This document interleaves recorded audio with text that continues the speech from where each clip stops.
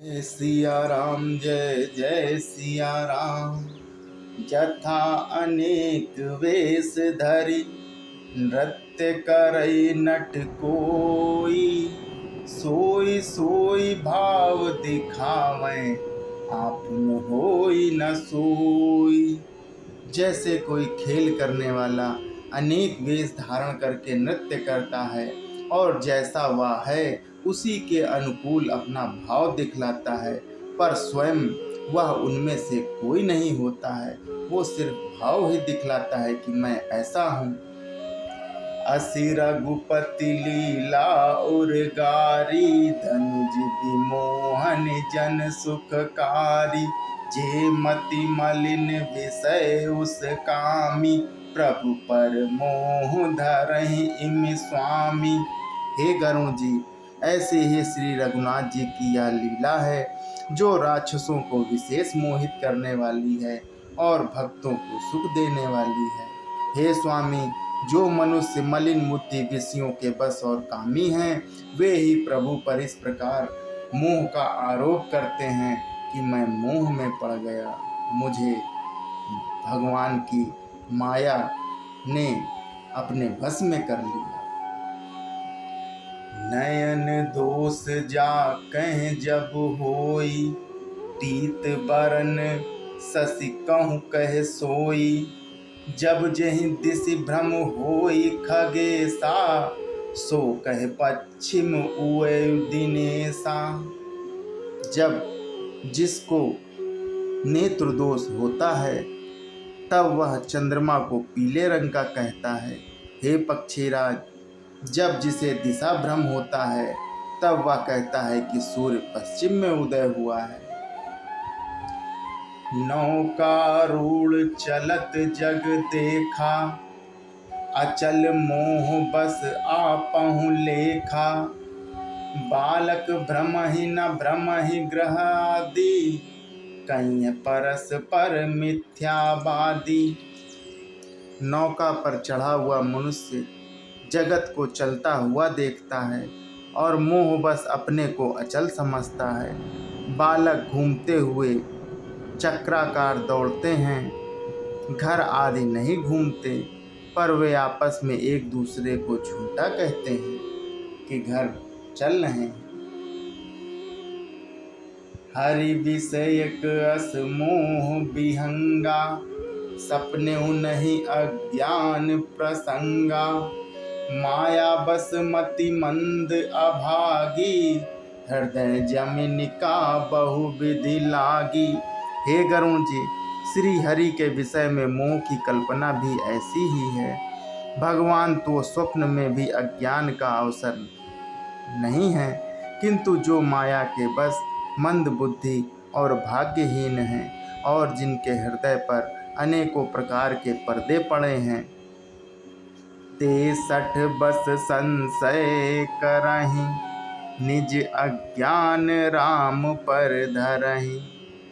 वे मूर्ख हट के बस होकर संदेह करते हैं और अपना अज्ञान श्री राम जी पर आरोपित करते हैं। काम क्रोध मद लोभ रत ग्रहासक्त दुख रूप। ते किमि जानहि रघुपतहि, मूढ़ परे तम कूप।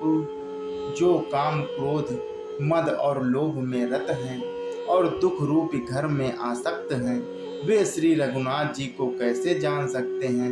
वे मूर्ख तो अंधकार रूपी कुएं में पड़े हुए हैं। निर्गुण रूप सुलभ अति, सगुण जान नहीं कोई।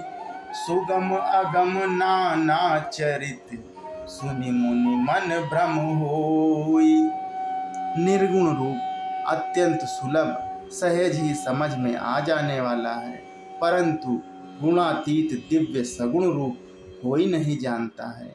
इसलिए उन सगुण भगवान के अनेक प्रकार के सुगम और अगम चरित्रों को सुनाकर मुनियों के भी मन को भ्रम हो जाता है कि सुनु खगेश रघुपति प्रभुताई। कहूँ जथा मति कथा सुहाई, जेहि विधि मोह भयो प्रभु मोहि, सो सब कथा सुनावं तेहि। हे पक्षीराज गरुण जी, श्री रघुनाथ जी की प्रभुता सुनिए। मैं अपनी बुद्धि के अनुसार वह सुहावनी कथा कहता हूँ। हे प्रभु, मुझे जिस प्रकार मोह हुआ वह सब कथा भी आपको सुनाता हूँ। ये कथा बहुत ही अच्छी है, जिससे श्री राम के प्रति अनन्य प्रेम की भक्ति जागती है। कि राम कृपा भजन तुम ताता, हरि गुण प्रीत मोहि सुख दाता। ताते नहीं कछु तुम ही दोराऊं, परम रहे से मनोहर गाऊं। हे तात, आप श्री राम जी के कृपा पात्र हैं। श्री हरि के गुणों में आपकी प्रीति है, इसलिए आप मुझे सुख देने वाले हैं। इसी से मैं आपसे कुछ भी नहीं छिपाता और अत्यंत रहस्य की बातें आपको गाकर सुनाता हूँ। कि सुनहु राम कर सहज सुभाऊ, जन अभिमान न राखहि काऊ। संस्कृत मूल सूल प्रदनाना, सकल शोकदायक अभिमाना। श्री रामचंद्र जी का सहज स्वभाव सुनिए। वे भक्त में अभिमान कभी नहीं रहने देते हैं, क्योंकि अभिमान जन्म मरण रूपी संसार का मूल है और अनेक प्रकार के क्लेशों तथा समस्त सुखों को देने वाला है। कि ताते करहि कृपा निधि दूरी, सेवक पर ममता अति भूरी। जिम शिशु तन ब्रन होई गोसाई, मातु विचिराव कठिन की नाई। इसलिए कृपा निधि उसे दूर कर देते हैं, क्योंकि सेवक पर उनकी बहुत ही अधिक ममता है।